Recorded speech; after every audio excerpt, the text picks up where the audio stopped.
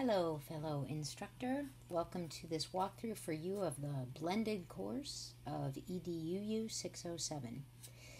You will find on some level the structure has remained the same, but there are two new books, and the flow of the course is a little bit different in that it's much more strongly focused on ensuring the research that the students do really is focused on an ethnographic methodology.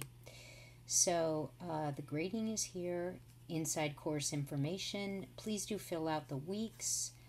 All the rubrics are here. There's a couple that are actually built into the grade center. You'll find those. I think you will find this course definitely busy. The students will definitely be busy, but I really encourage you to make this your own. And please know I support you modifying the dates when everything is due, specifically depending on what night you meet and all that. So let's take a quick walkthrough. In week 1, there is a Prezi for you to go through with the students, and every week has an in-class folder. On the breakout, the PLO, the AOL document, the Assurance of Learning, there's more specific information for you on how the individual pieces all work together. But this ethnographic methodology, it's a Prezi that I built for the online class that I've modified into a PDF for you to go through with the students. Right, you can tell it was originally a Prezi, but it's built out into a PDF here, so you can easily walk through it. All right.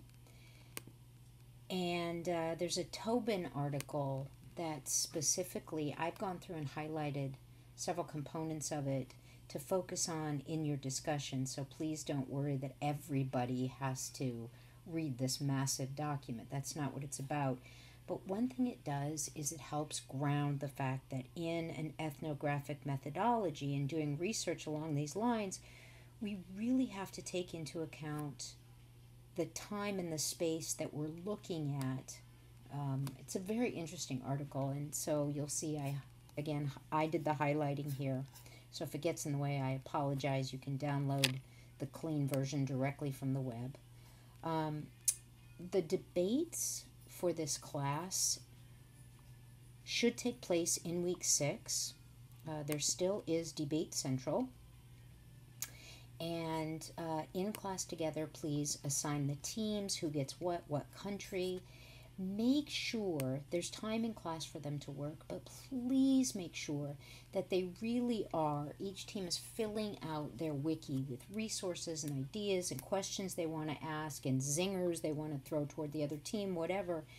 Because when they get to the 2-page debate reflection, which there is a rubric now to help make the assessment that much easier and guide the work for the students,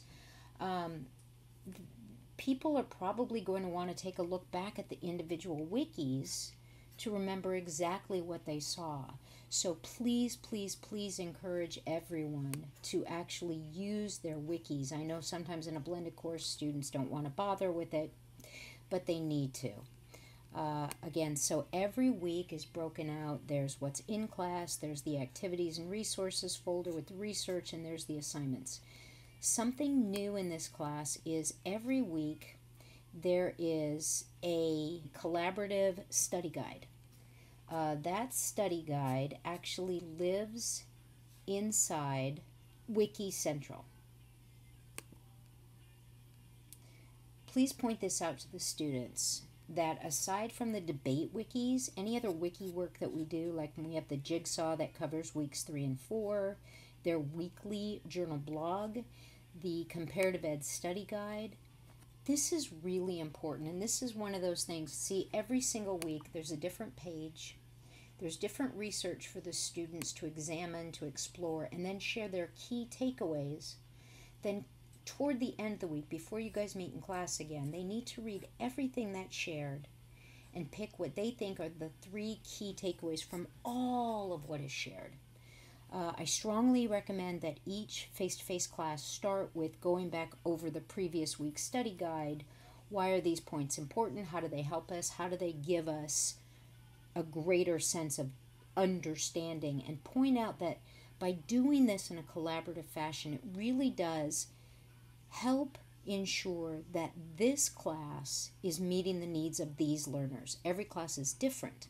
Your job is to facilitate, obviously, to ensure that they're working toward gaining understanding in the PLOs, but still, depending on who they are and what they bring in and what their focuses are, every class is going to be different. So this kind of work truly is important to ensure that the learning that's taking place is meaningful for the individuals in each specific run of this course. So there's something for every single week. Let's take a quick look over at threaded discussions. There is one every week except for week 8, and they're very rich. Now, I want to note that on the rubric, because the threaded discussion rubric has been rebuilt, all MAE core courses use the same one. It is built asking that the first initial post always be by the end of Wednesday night.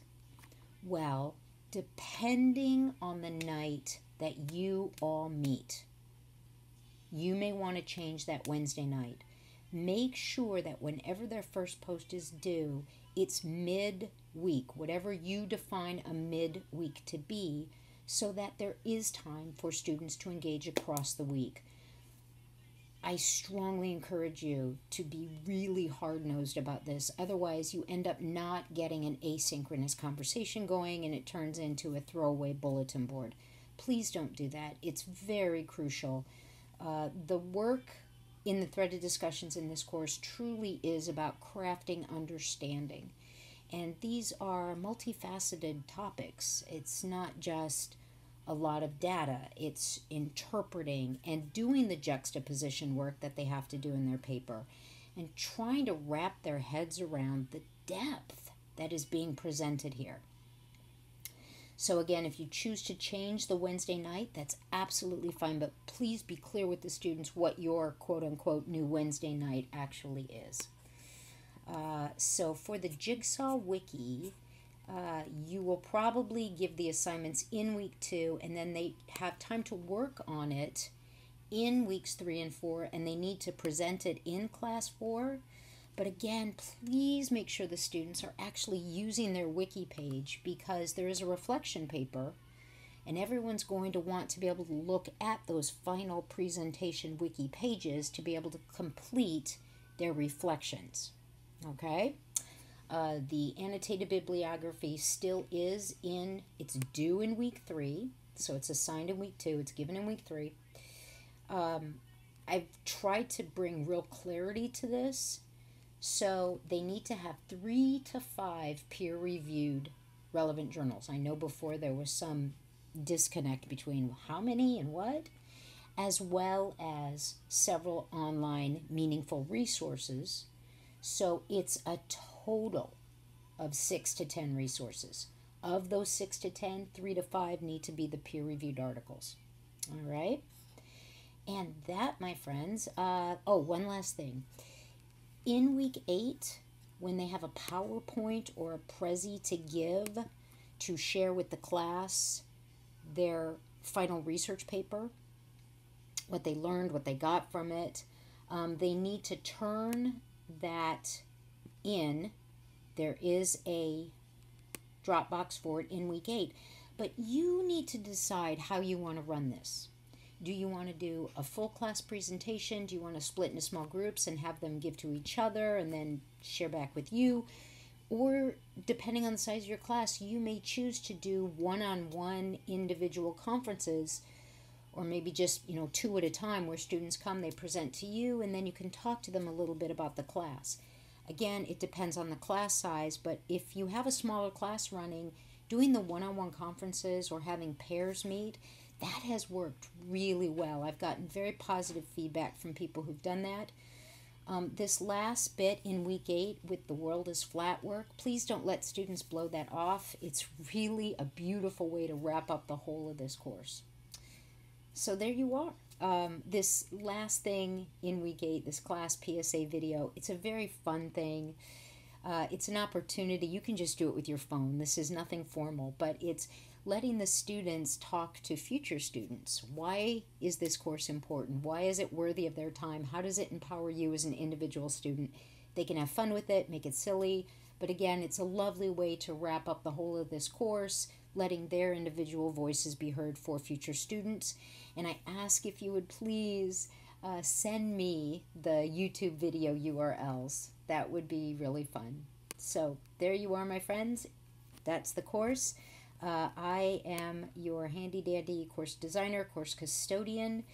Please know I support you fully. The curriculum has to serve the learners, and you are the professional who's in charge of making those assessments and those judgments on the fly. I support you completely. Please work with me. I'm happy to answer any questions. There I am. This is me, Dr. Kimberly Green. Hello, lovely to meet you. And there's my email. Please do not hesitate to reach out to me.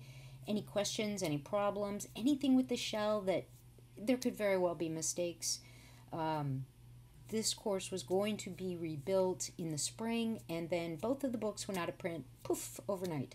So I will tell you with my hand on my heart, I have done a Herculean effort to rebuild the entire course, blended and fully online, the whole thing, top to bottom, in 4 weeks' time, while still teaching.